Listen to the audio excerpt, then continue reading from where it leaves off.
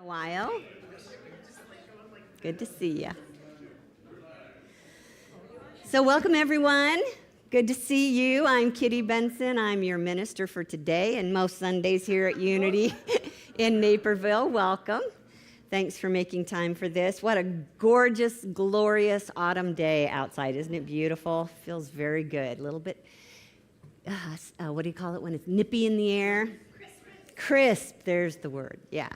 And for you watching at home, online, cuddled in your blankies right now, God bless you. Thanks for joining us. And I'm hoping that by the time we're done here today, you will feel inspired and reminded of the truth of who you are, which is typically why I like to show up here every week, because I need a booster shot, right? So High School is here. We got a full house here today, so welcome everyone. Thank you. And we're singing this morning. Oh, what a surprise. We're singing? Yes. If you like to stand while you're singing, now's the time. And Kim Char, lead the way. Thank you. Good morning, everyone.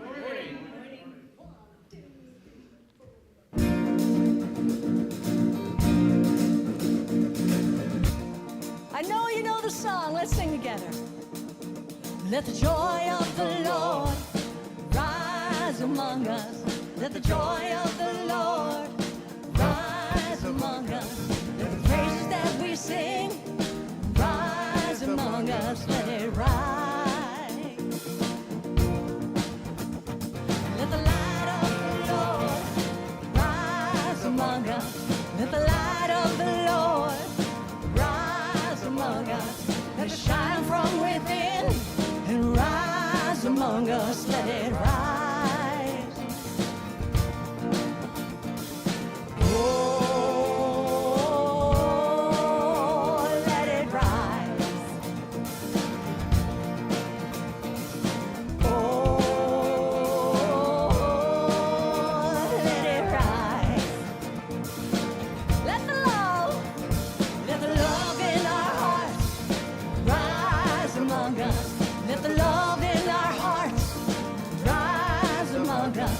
Shine from within and rise among us. Let it rise.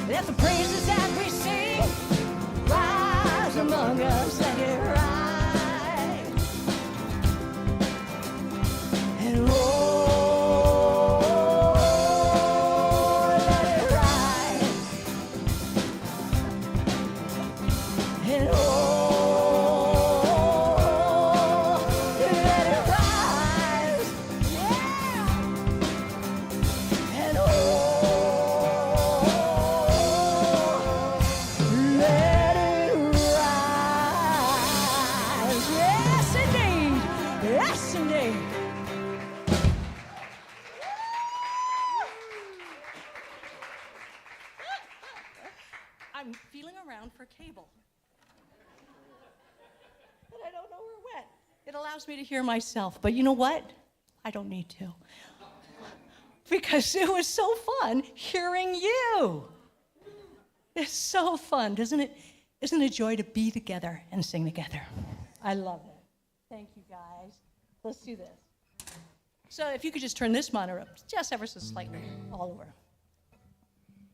This song we've sung a few times. Hopefully we all have it down. By our friend Blair Tabor.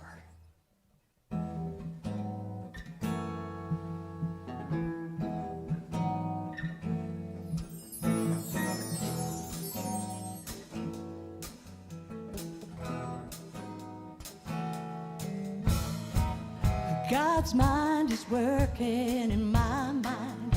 I see the light shining through. Divine ideas of all kinds inspired. I know what to do. Let's sing that again. God's mind is working in my mind. I see the light shining through. Divine ideas of all kinds. Inspired, I know what to do. My mind is the gate, and I can create life, oh life heavenly. And all of my thoughts are working with God's pure energy. Oh, God's mind is working in my mind. I see the light shining through. Divine ideas of all kinds. Inspired, I know what to do. And now is the time I open my mind to all that is good and true. And all of my thoughts guided by love. This is the path I choose.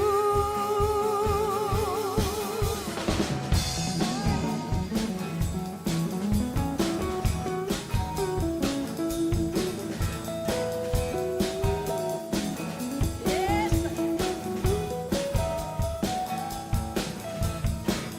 God's mind is working in my mind. I see the light shining through. Divine ideas of all kinds. Inspired, I know what to do. We know it, we know it.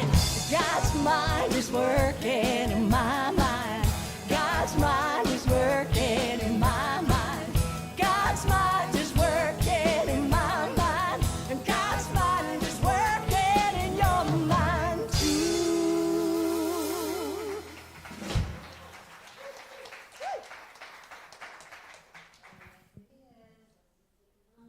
Close our eyes, center in on that heart space, and allow that divine wisdom to make itself known. What do you know right now in your heart that is true about you? Just ask, Spirit, what is true about me? What do I know? Call it out. What do you hear? I am, finish the sentence. Whatever's in your mind right now, speak it out. I'm a person. I'm love. I'm radiant. Wonder. Powerful. Loving. Connected. Joyful. Centered. So grateful, Spirit, to know the truth of who we are, one with the one. And all the good that God is the same good within me. And so we welcome that truth. We are so grateful for that truth, and now we allow it to be. And so it is. Amen. Let's speak our invocation. The words are up here on the screen. Together. There's only one presence and one power in the universe and in my life, the all-loving goodness of God. Thank you. You may be seated.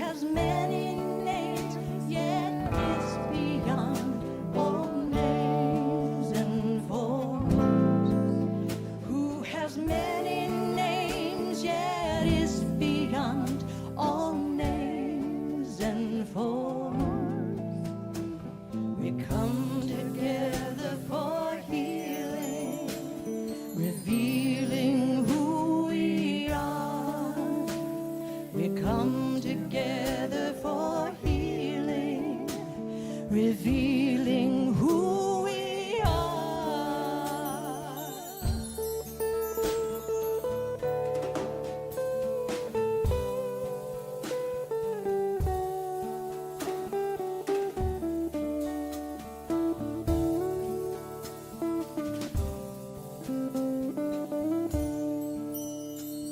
We sing in the name of the one, eternal, infinite being.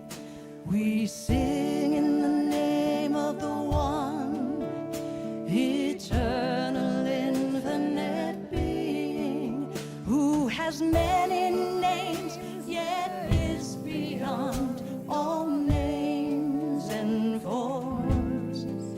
Who has many names, yet is beyond all names and forms.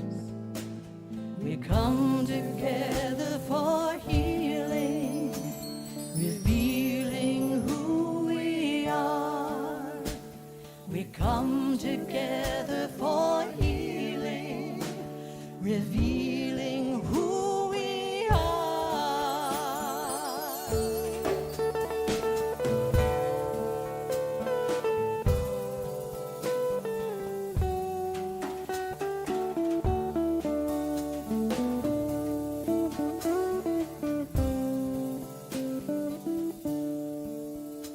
We sing in the name of the one, eternal, infinite being. We sing in the name of the one, eternal, infinite being. We sing in the name of the one, eternal, infinite being. We sing in the name of the one, eternal, infinite being.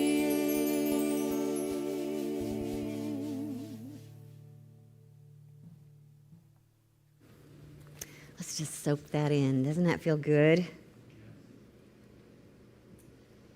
Thank you, Highest Good. I'm going to give them some love for that.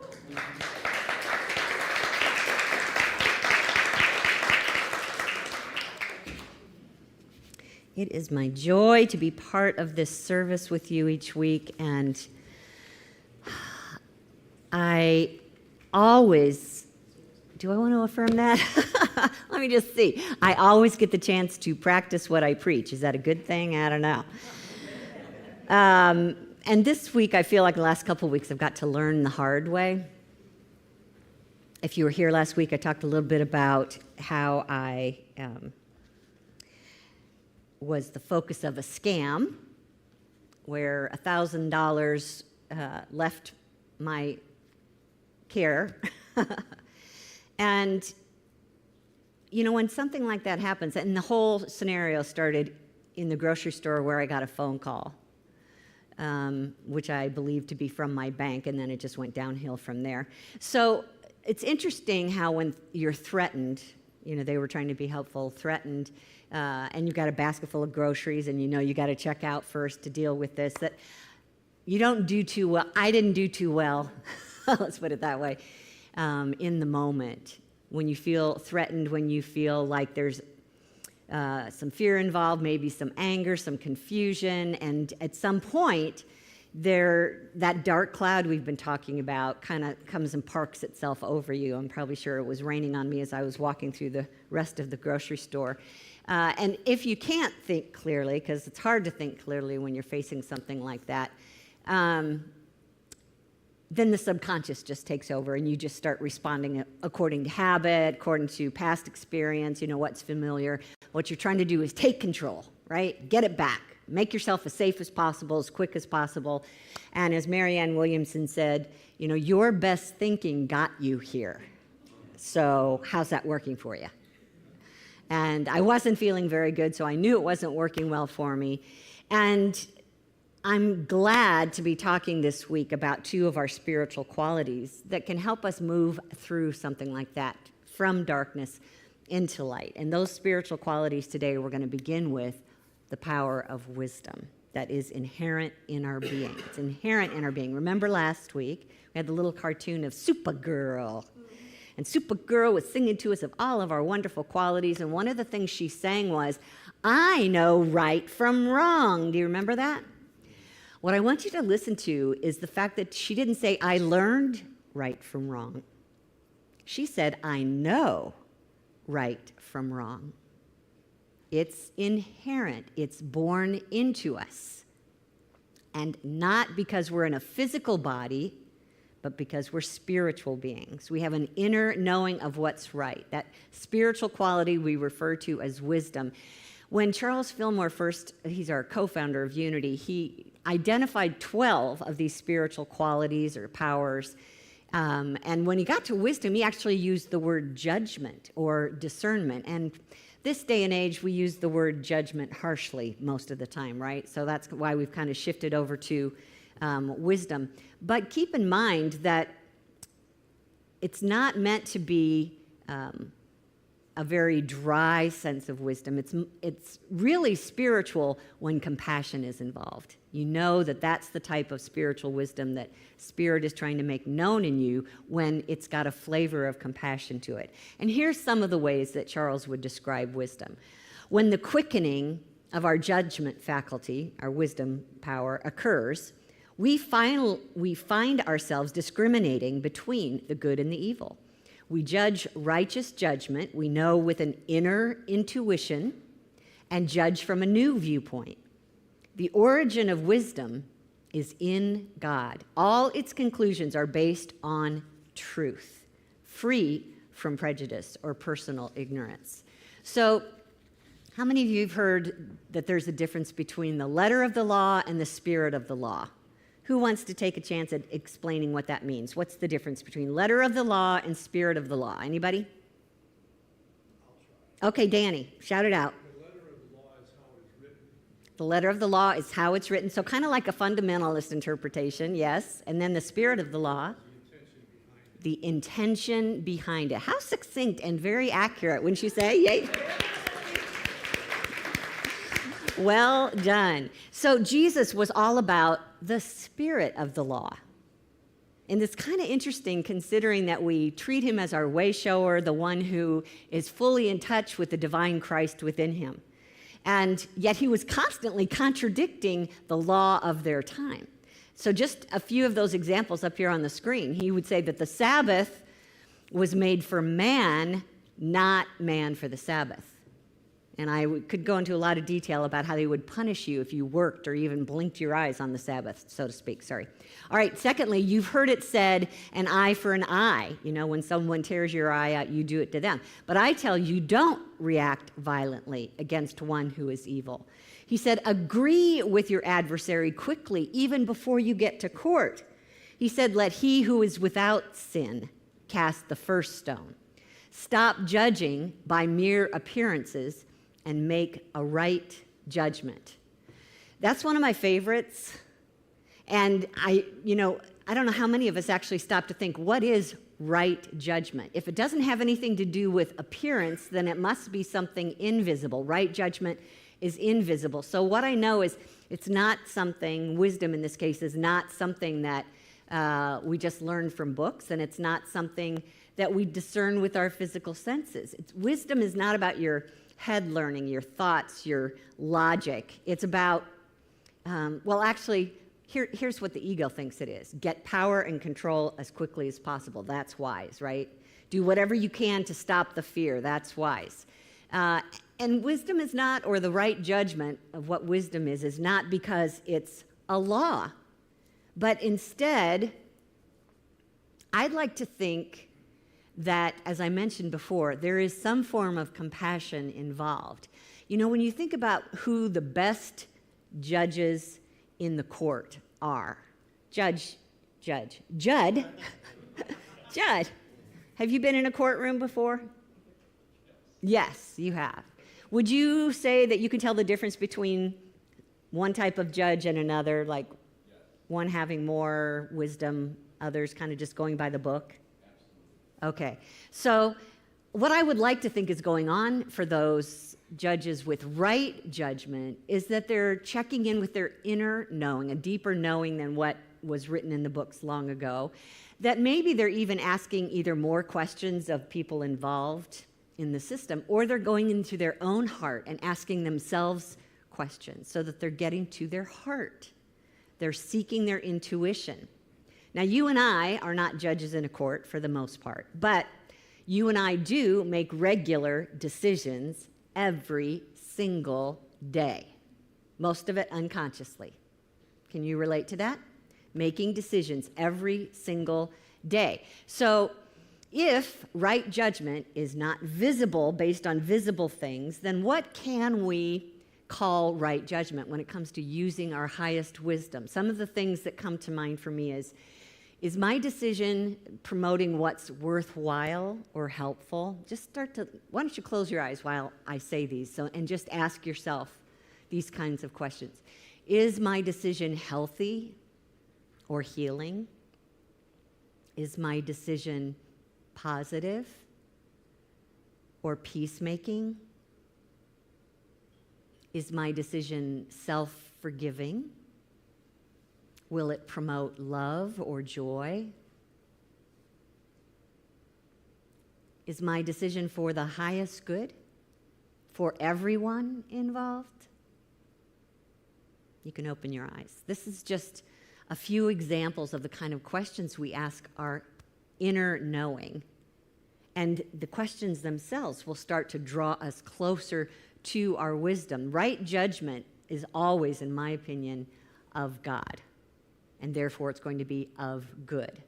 That's a clue for us when we're trying to get to wisdom. And some of us aren't even familiar with what wisdom looks like or feels like or how it comes upon us or how we're able to bring it out of us. So think of the times when, everybody has probably heard the phrase, it's the still small voice within you. For me, a still small voice, very, very different than when I hear my mother's voice. You shouldn't have done that. I told you you shouldn't have done that. But the still small voice is, be still. Just rest. Turn to love. It's not a pushy voice. It's not very loud. That's why we have to pay attention. Sometimes wisdom shows up as a hunch or what we call an intuition. And really, if I had to choose just one word of how to define spiritual wisdom, it would be intuition, which is something that we can't force, right? It just shows up at the right time in the right place. Einstein, who was a science guy, right? Not always such a science guy, said, there's things which we come to know so well that we do not know how we know them. I believe in intuition and inspiration, he said. At times I feel certain I'm right while not knowing the reason. Have you had that experience? Yeah. We also can experience wisdom through dreams. Some of us say, I don't have any dreams. Others just dream prolifically. And that was the case for Charles Fillmore. He actually was ready to move Myrtle back to Colorado or somewhere further west. They were in the Kansas City area. And he started having dreams to stay put in the Kansas City area. So I'm on a big hill looking out over a large plot of land, and the words, you have a great work to do here. And he had that dream more than once, and it turns out that's where Unity Village was meant to be founded and where the movement of unity was going to begin. So notice if you're the one who has dreams. Write them down when you wake up in the morning and just ponder over them for a little while and see if that wisdom doesn't become more clear as to their meaning. Sometimes we're actually physically compelled to move in a certain direction. And one of the stories I remember from Sonia Choquette is she was driving to pick up her kids from school, and she literally felt compelled to turn here when it was not the route to school. And when she turned here, within seconds, a little toddler in a diaper ran across the street all by itself. She pulled over, she grabbed the child, and then she felt compelled to just drive the neighborhood and look for an open doorway. And sure enough, there was a house with an open door, and as she went to the doorway with the child, the woman answering the door was like, "Why do you have my baby?" And she said, "Exactly. Why do I have your baby?" So that was where her body just could not be stopped. It was forced to turn. It was forced to look. Then there's the actual little bit of work in establishing wisdom this way is about just knowing the truth. We study to know the truth. We study here at Unity to understand spiritual principles, to see how the universe works. And when we study deeply enough, we come to a realization of those truths. That's a very special word in Unity. It's not just, now I know it. It's like, I know that I know. I don't have to have faith. It just is in me. And so some of the things we sing regularly here is, God is my source, God is my power. Yep. That's one of those songs that should stick in your ear and should follow you wherever you go, so that in those moments when you feel money draining out of your account against your will, God is my source. God is my source. Once you come to know these spiritual truths about yourself, then your response can be, so if God is my source, I can be generous. I can be forgiving. I can be open-minded. Once you know X, then you know what Y must be. Do you understand? So when we know these truths, we know what to do, the next choice to make, the right decision. And I would say my favorite way of knowing, feeling my wisdom come through, is in my emotional feelings. This was the thing I learned most deeply from Esther Hicks, is when you're looking at a decision, left or right, which one feels better? Because what's happening in your emotional state is it's an alert of what you really believe, and it's also an alert of what your spirit is trying to tell you. Sometimes they conflict. Sometimes you don't believe it, so you feel negatively about it, while it is the truth. So we have to get to, is there any error here that's in the way, that's bringing up these negative feelings? Or is this really spirit trying to point me in the right direction, to take a step back? There's lots of ways that you may experience wisdom in your being. How do we help that wisdom come out, come to light, to take us out of the darkness again? And we've gone through this process before. We refer to the Heart Math Institute and their process, where it's about using those feelings on purpose, that we take some time when we have a decision to make, and the first thing we do is we set the decision aside, and we just come to our heart, and we think about someone we love or someone we appreciate. Might even be your puppy, or a beautiful place in nature that just makes your heart sing. And in your mind, you go there till you can feel it in your heart. When you feel the warmth of that, or gratitude, just trust that you are now living from an energy of the divine. That's where spirit lives, in the presence and as the presence of love all the time. So when we get to love, now we're aligned with the divine mind. Now we're able to ask the questions and hear the answers, because we're speaking the same language. We're dialed into the right frequency. Get to wisdom through love. And anything that we've just talked about as far as how wisdom shows up, or how we can encourage wisdom to show up is going to require something really important from you. That is to train yourself in the moment where decisions must be made, to pause. If you do nothing else but use the word pause, stop, rest, wait, pay attention. And then, once you're fully centered and aware of the moment that you're in, you see that the house is not really on fire. You see that you're not really about to be hit by a train. You're just standing here with a roof over your head. So pause, and to get to the deeper wisdom, ask, what is mine to do? What is the highest choice? And then listen for a response from your being. Is it coming from your body? Is it coming from your feelings? Is it coming from your thoughts?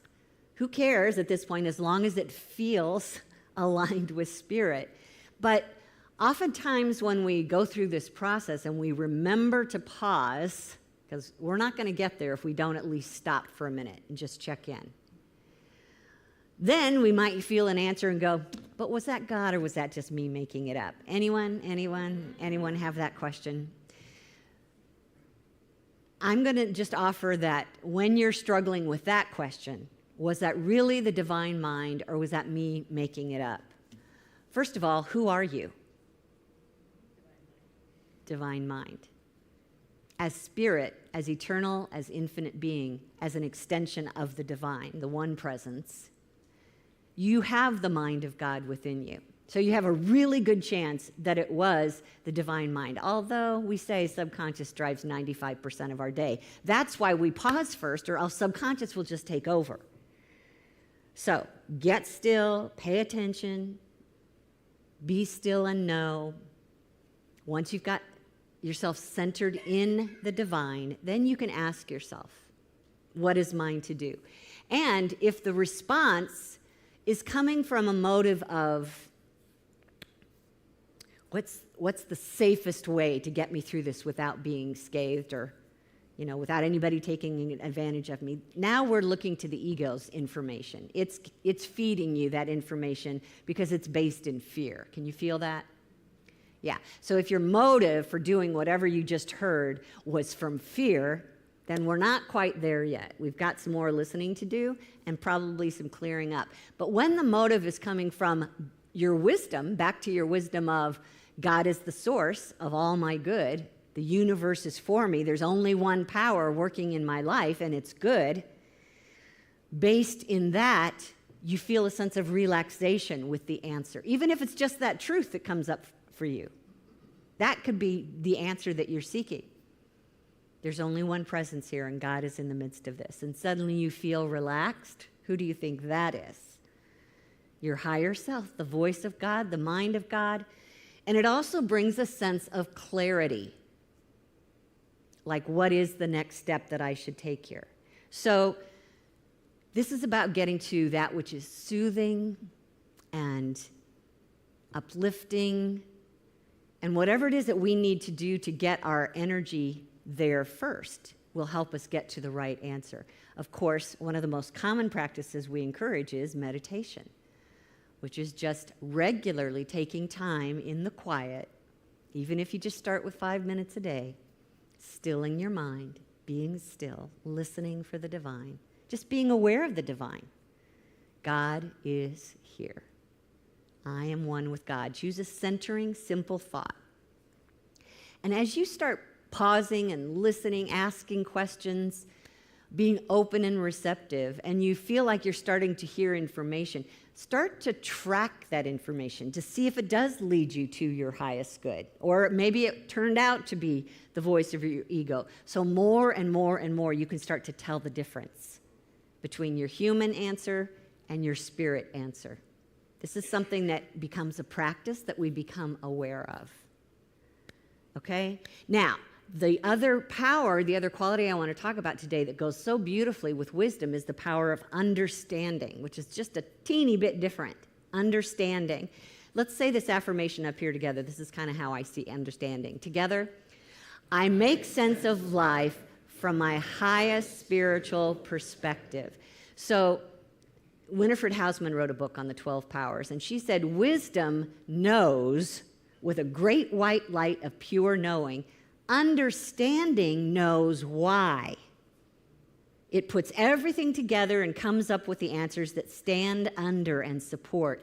Understanding must be closely allied with the Christ, or it will be led astray by wrong reasoning and false conditions like we just talked about with the ego. So in my opinion, understanding is really one of the primary reasons we came as spiritual beings into this physical experience, is to understand better really our own nature. We cannot really understand what love is in the spiritual dimension if we haven't taken time to learn what love is not. And holy cow, does earth not give us that opportunity to learn what love is not? Anyone have that experience about what love is not? So now our spirit is more open to deeply understand what love is, because we just learned, wow, it's not that for sure. How much more pure and perfect love is. And the same with, abundance or divine substance. when we find ourselves in lack in the human position, suddenly as spirit, we know what abundance really is because we've experienced the opposite of that. So this is an understanding journey that we're on. And that means we want to make sure that we're giving ourselves every opportunity to understand those things. Now, like I say, sometimes we can learn the hard way in order to understand, but whichever way you get there, at least your soul is growing. And just think of a moment when you felt hurt by someone else. That was an opportunity for you to learn, even though your ego wants to dominate in a case like that, that this is an opportunity not only for you to know God is in the presence of this, but love is in the presence of me, and I am safe and secure when I love.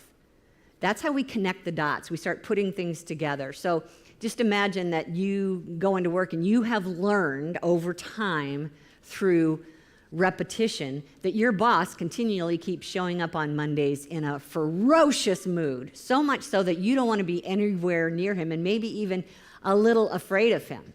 And you've made a decision about him. You've decided that he's a grump or a grouch or whatever word you want to give him. Usually coming from ego, right? But what if you knew that over the weekend it was the only time that he had custody with his kids, and that every Sunday night he had to say goodbye to them for a week? And then when he got to work on Monday, he was upset about that. He was missing them. He was angry of the situation that he was in. Now you have a deeper understanding, right, as to the behavior, not necessarily that it's right or wrong, but compassion comes in with the package, and you can feel more understanding for him, and it makes the relationship easier. And a lot of times when your response to someone struggling in that way is understanding, it actually softens them. It gives them an energetic space to calm down and find that there might be hope for them after all. Now, everybody in this room has probably, unless you were in a really unusual family, came to this moment in time with some baggage from your family or from your growing up years, some dysfunction or some drama that we're still carrying around in our lives. And for years and years, especially before you came into Unity, you might just be assuming that it's all their fault, or more likely, it's my fault.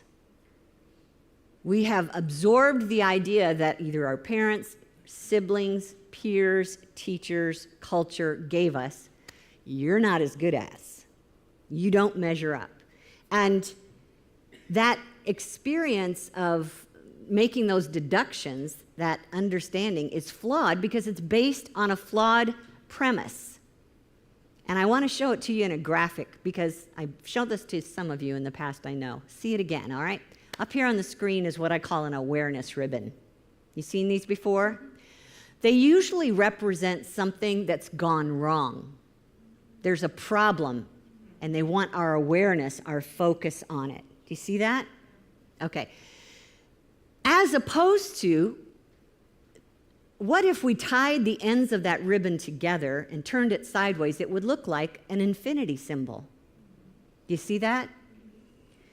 For me, the difference is just the awareness of the problem symbol is not something that's going to solve the problem or give us any deeper understanding. It's just, wow, this is heavy, man. We're under a dark cloud with this. But if we can close up that loop and get to an infinity symbol, we're reminded, metaphorically, of the infinite good of God always available. Do you see that? So when we're tempted to blame everything on, our family for who we are today, or we're blaming ourselves because we feel like we never measured up, the ego is busy working with your experiences and what everybody told you and how your culture treated you. At the same time, you've got a spiritual understanding within you that's willing to work with your wisdom and tell you a whole different story and allow you to be a whole different person. Your wisdom will tell you, just think about this, these are some qualities that your divine wisdom already knows, and that hopefully you will pause and listen and ask and learn these things about you. I am whole and worthy. That's what your higher self is telling you. I am whole and worthy. There's only one presence in my life and one power, and it's working for me, and it's of good and of love. As a matter of fact, I am one with that presence. God and I are one. God and I are whole. This is all divine ideas of wisdom. And take this one in. So are all those people who blamed me and shamed me and criticized me. They too are one with God. They too are whole as spiritual beings. That might be a pill too hard to swallow, but it's the truth. And our other co-founder, Myrtle Fillmore, would say, I am a child of God, and therefore I do not inherit sickness. That's wisdom. She remembered, I'm a spiritual being, I'm infinite and eternal. Nothing not of God can harm me. I do not have to be like my parents' bodies were. I do not have to inherit their physical ailments. So all those truths are available in us. It helps if we study them in advance, but every once in a while, Spirit will get through if your energy is high enough and remind you that you are whole. And then let's tie it with understanding. So that helps us remember, okay, you know what? I just realized that my parents did the best they knew how at the time. You know, they were suffering from their parents and their parents and their parents and all the world around them that told them that they were no good. They were doing all that they knew when they were coming from their ego, which most of us do. So I can understand why they behave that way, and yet I can also understand from the wisdom that I know that they don't have power to define my being. They don't have the ability to determine my value or decide whether I'm worthy or not. Because one, I already know I'm worthy, and two, there's only one presence, and it's love, and so there's nobody out there spouting anything that really has any power to say or to determine that I am good or not good enough. So that means I don't have to take it personally. It does not have to become my story. And is there anything in this story that I've accepted for myself that I can undo? Is there any responsibility here that I can take to transform this into light? Because we do have that ability, and heaven knows we do contribute. Socrates, a wise one that we might say, said that the unexamined life is not worth living. Can you see why, if we don't examine this about ourselves, if we don't try and get deeper into the error beliefs behind our behavior, that we're never going to understand who we truly are and what the difference is? Time wasted on earth. If we don't make time to develop our spiritual understanding, it is time wasted on earth. Now, let me give you a little bit of hope here. Every time you worry, that's actually a desire to understand. Can you see that? That's something that Linda Martella-Whitsett said in her book, Divine Audacity. Worry is a form of desire for understanding. So, desire is critical to want to understand why this is happening. How did I get here? And basically, how can I undo or move out of this cloud into the darkness? What is going on in my life right now that's calling me? You know, what kind of pattern am I seeing in my life that's not feeding me, not serving me, that wants my attention? And let me go a little bit deeper into it and say, what's the belief, the mistaken belief that I'm owning here that needs to be let go? Notice when you have repeated feelings of, I'm a victim, I can't help it, they're all doing this to me, I have no power over this, or that's unfair, nobody should be treating me that way. If you hear yourself coming from either one of those states of mind, victim or unfair, that is a clue to desire understanding. How did I get there? Because that is not based in spiritual truth. And if I've sat in this chair long enough, I should at least have an idea that I have a way out here. Let me figure out what this is. Sometimes It's a consistent feeling of jealousy or judgment about someone else, as if they have good things that you can't have. Is that based in wisdom? No. So ask yourself that question. What am I jealous of that makes me think that I can't have? God's good for me. And just keep asking those questions. They don't deserve that, or I don't deserve that. Those are ideas based in error. They should be a red flag, and ask ourselves, what's the truth about that? Why is this coming up for me? And this is when Jesus said, ask your questions and it will be given. Search and you'll find. Knock and the door will be open to you. So I'm going to ask you to think about applying truth or wisdom and trying to connect the dots to understanding. So up here on the screen, if life is for me, then finish the sentence. If life is for me, just see if there's something going on in your consciousness that says life is not for me, and therefore I'm misbehaving in some way. You know, if we feel like something's been taken from us, start the statement. But if life is for me, then what's the understanding behind that? Then no one can take my good from me. Might be a momentary glass of milk that someone took from me, but I know who my source is, and I know where to go to replace that. You know, when we start to feel like there's only so much available, that there's the haves and the have-nots, and it will always be that way, then we ask the wisdom question, if there's always plenty of good to go around, because God is infinite, and God is the source of good, and God is the divine substance that we form it from, if that's the case, then not only is there plenty for everyone, but I can afford to be a giving channel of that, because it just keeps coming, right? Connect your dots together. If your mind is struggling to solve a problem, but we know the truth that my mind is filled with divine ideas because the mind of God and my mind are shared. There's only one mind here. If that's the case, then I understand that I can access whatever information I need whenever I need it.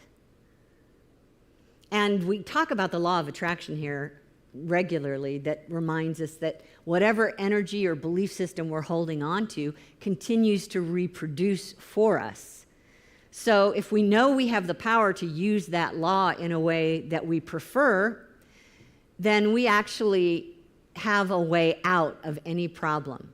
We just shift gears a little bit. So this is what I learned from the scam that was happening in my life. Was $1,000 seemed to leave my purview, and I even said to you last week, that wasn't my problem. Do you remember what I said? Do you remember that I said the first thought around that was, God is my source? So that song has obviously helped me. Singing it here regularly, knowing that the infinite substance of God is present. I knew that whether it felt unfortunate, the truth was there's always more, and I have access to it. But what I struggled with was, how did I make such a stupid decision? How did I get taken in? And this is where I wanted understanding. Why? Why did this happen? And I spent some time sitting and knowing that God is my source, but trying to understand my part in this. And what I realized was, I had been studying and open to new ideas that were so foreign to me that I was finding myself wanting it to be true, but afraid that it wasn't. And the word that comes to mind about the energy that I had been living in for months was distrust. And here I find myself in the middle of a scam where I could not trust those that I wanted to trust. And here's what happened to me. And then there's the loss of money. So the knowing that God is my source wound up producing the money back in the account. Yes. Yes. Yay. And it took me a while to get to the point where I'd been living an energy that the law had to demonstrate for me in my life because it was what I was being and it was what I was creating. So as much as I don't want to own that, at least it's wisdom and understanding about how I want to move forward. And as I thought about how I want to move forward, what came to me was, I know that these principles, basically, that I teach you every week after week here in Unity, are true. And I have no doubts about them. So I'm just going to go back to knowing those as truth for me and let them always be my source of good and my guide.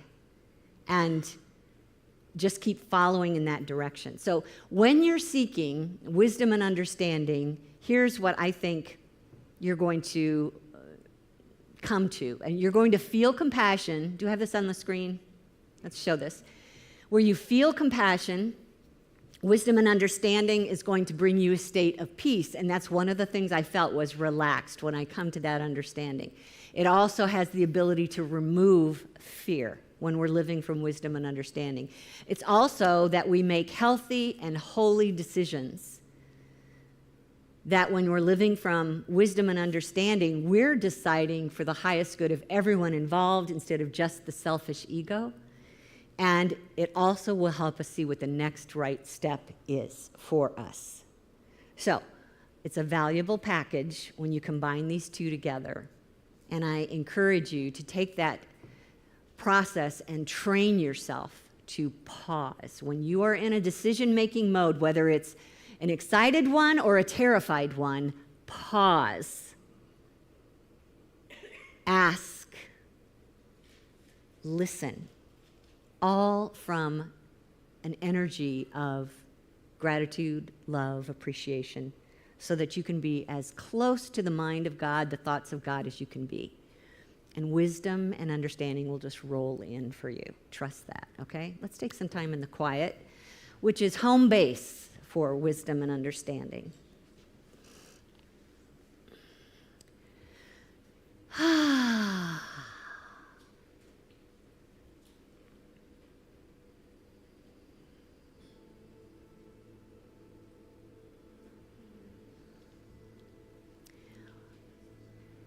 What we like to do is release distraction first. So that means just scanning your body to see if there's any tension. And breathe as if you're breathing a loving light into that area of your body. We're surrounded by light. We're surrounded by love. Just see yourself breathing that into any area of the body that feels distracting.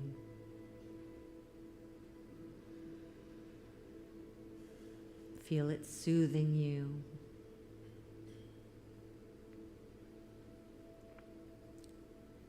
Calming you.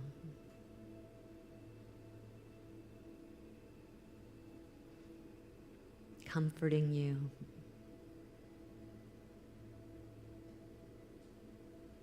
Breathe deeply now from the belly, way down deep. Just breathe deeply in for 4 seconds, hold for 2, out for 6 counts.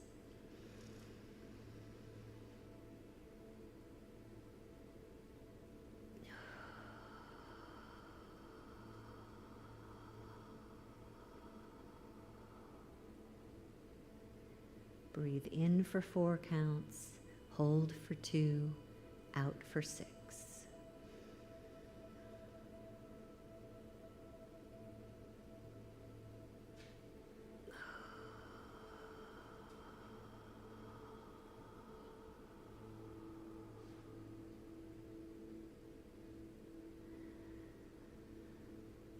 Move back into your natural breathing rhythm. Maybe just a little bit more deeply. Allow your shoulders to relax, your hands to open.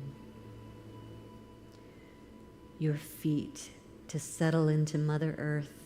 Feel the entire planet supporting you.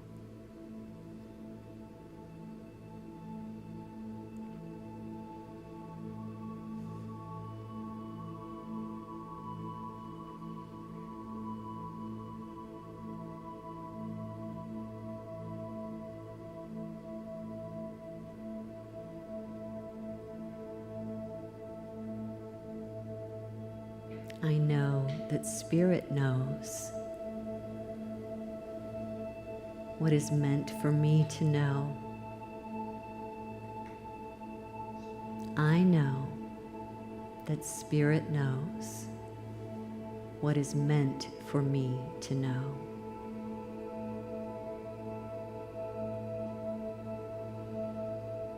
In this quiet time, where my thoughts are centered on the presence within, I simply ask that divine mind, what is important for me to know right now?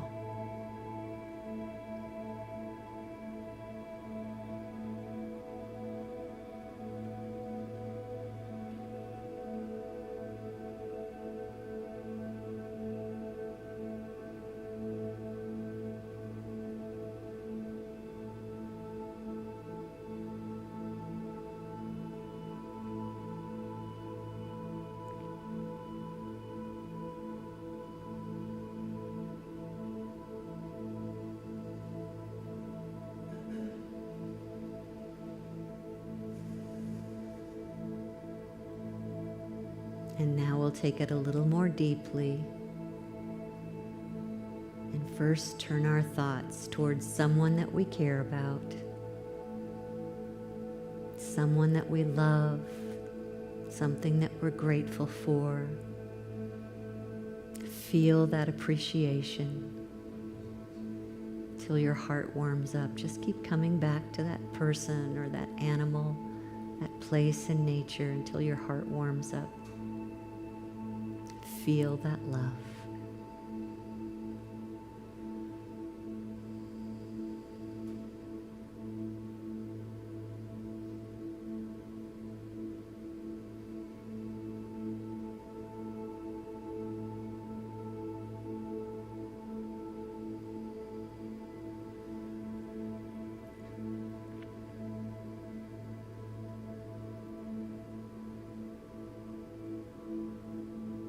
Center in on the presence of the divine within you and ask, what would be good for me to know now about myself?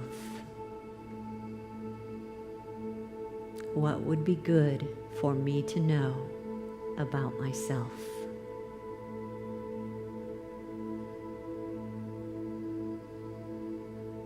And listen.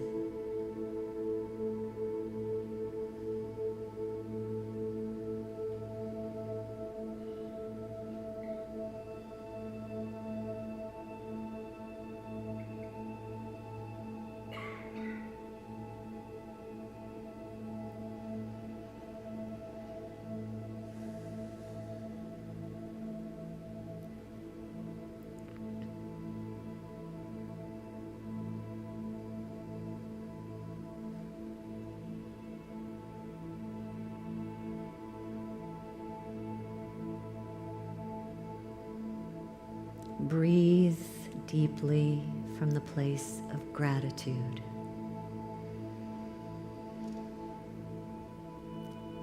Releasing anything unlike the truth of God.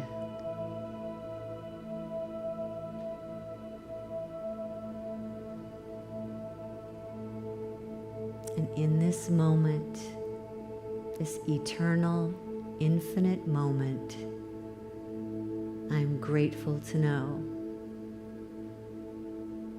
that God and I are one. That God's good is my good. That God's love is for me.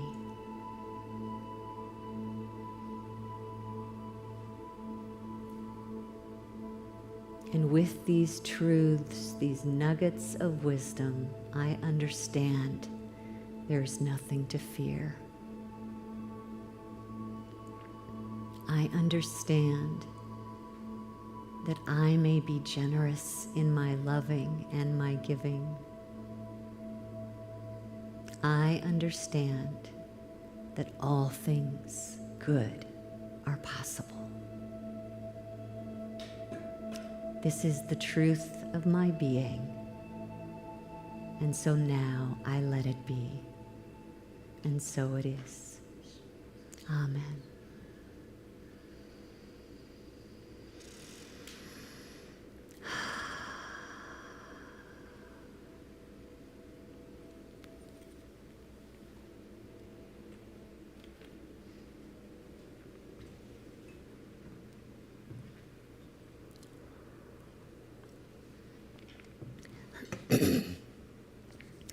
Thank you, my beloveds.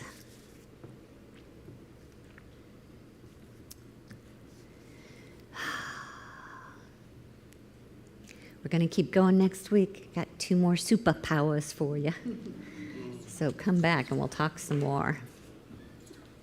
We're at a place at this time in our service where we share through our generosity. We share giving through that divine substance that comes in and through us. And so I just invite you to consider, what is your heart calling you to give to support your spiritual community? And give thanks in this moment that it is God, our good, that is our source of good. If you're watching online, we're grateful for your gifts as well, which you can do online at our website, unityinnaperville.org, or mail a check to our P.O. Box 9733 in Naperville, 60567. And I'm going to invite our ushers to come forward. We'll sing. Kim Char and the band will sing. Get to hear something new here today. And then we'll bless our offering. Thank you. Ushers, will you come? It's new but old. You know, a few years ago, we did a monthly songwriting workshop centered around the 12 powers. And one month we got together and wrote this song. And it was one of those things where anyone could show up, join with us for 2 hours, and let's see what we create together. And we created this together. It's called Wisdom is My Way. And I don't think Susan is here today, but I think she kind of started us off on a path because she came up with this imagery of this owl, which, so when you see Susan Rittenhouse, say, whoo. I don't know where that came from.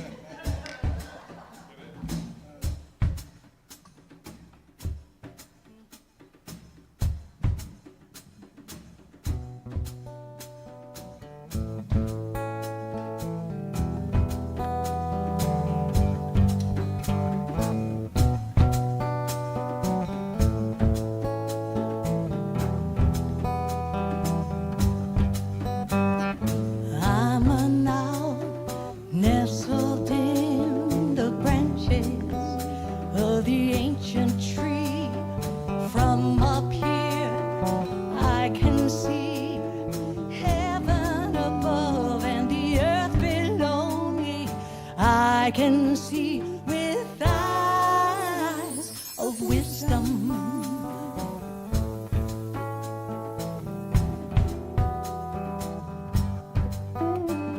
And do I see all I need to see is my fear blinding me, looking for guidance here, truth reveal, spirit make all clear, illuminate, oh light, wisdom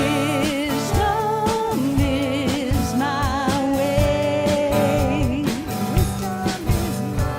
wisdom is my way,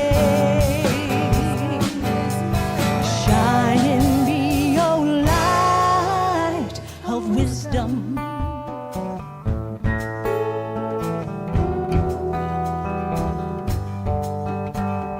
Do I see all I need to see is my fear blinding me, looking for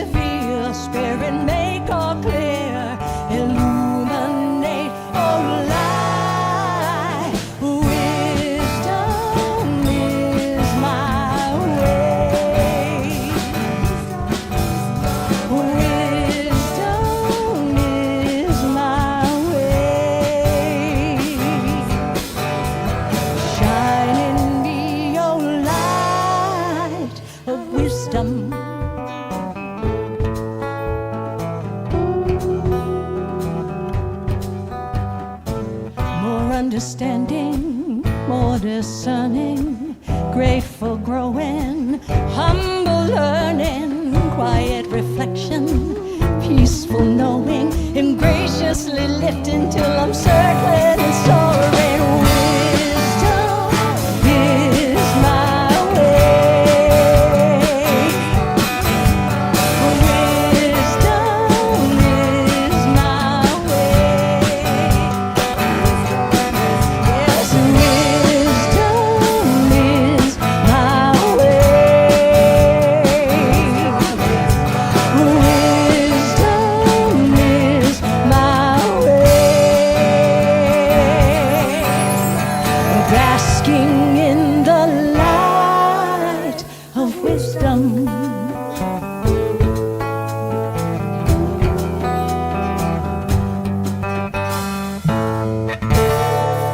There it is.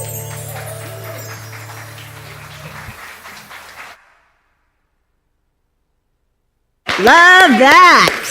Isn't that fun to have songs that actually support what I mean, this happens to us every week. If you notice, we sing about what it is. It's good stuff. All right, here's another example of the divine substance that's always giving of itself, just moving in various channels. So thank you for your gifts. Let's send our love and support that process of wisdom expanding. Divine love through me blesses and multiplies all that I have, all that I give, all that I receive, and I am grateful. Thank you so much. And we've got announcements with Beth.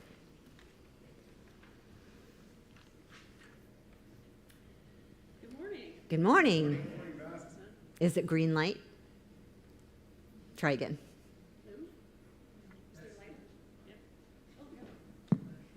Good morning. I'm Beth, and I'll be sharing the announcements with you today. If you're joining us for the first time, welcome. We're glad you're here. Please complete an orange registration card out at the welcome table and leave it at the info table, and we'll keep you posted about upcoming events. Virtual newcomers can sign up for the weekly e-news at unityandnaperville.org. So our events this week, let's go to lunch together today after service at Portillo's at 1992 West Jefferson in Naperville. Monday Morning Metaphysics meets tomorrow at 10:30 a.m. on Zoom to study Spiritual Economics by Eric Butterworth.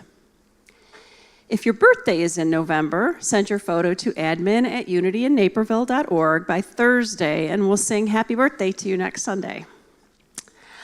This Saturday at 6:30 p.m., we'll join us as we explore the history and traditions of celebrating Dia de los Muertos, the Day of the Dead. We'll honor our own past loved ones and have time for fun socializing, too.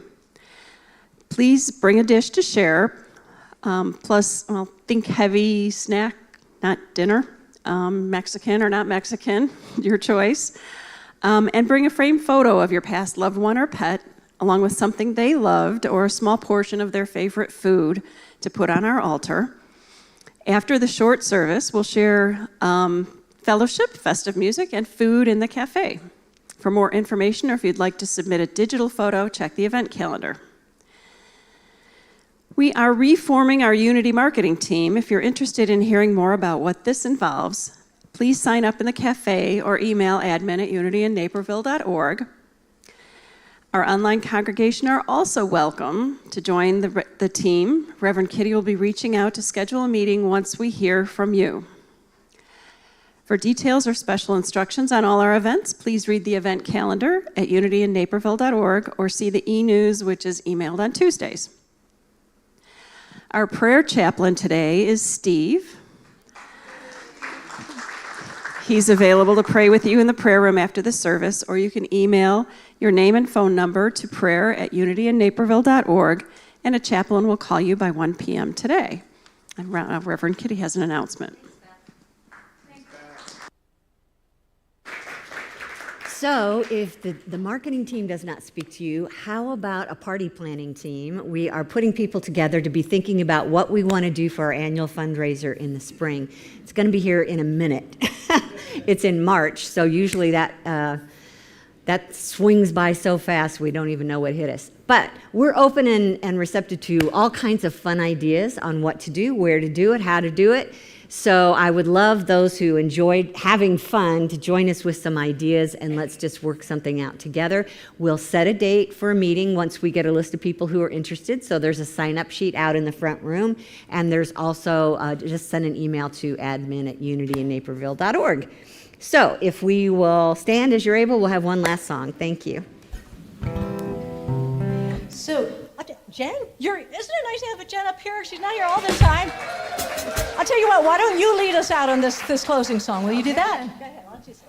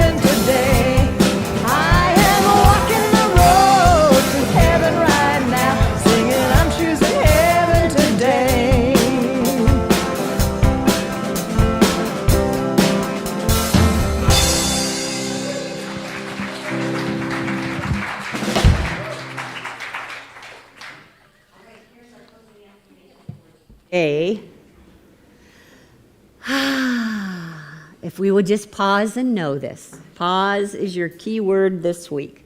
Together, I judge life with spiritual discernment and an understanding heart. Would you just take a minute to turn to somebody that you can't remember their name or just seen them for the first time and introduce yourself and ask them what they thought about the message, and join us for food. But also, I'm going to meet you over at Portillo's today for lunch, so I hope you'll join me. Love you guys.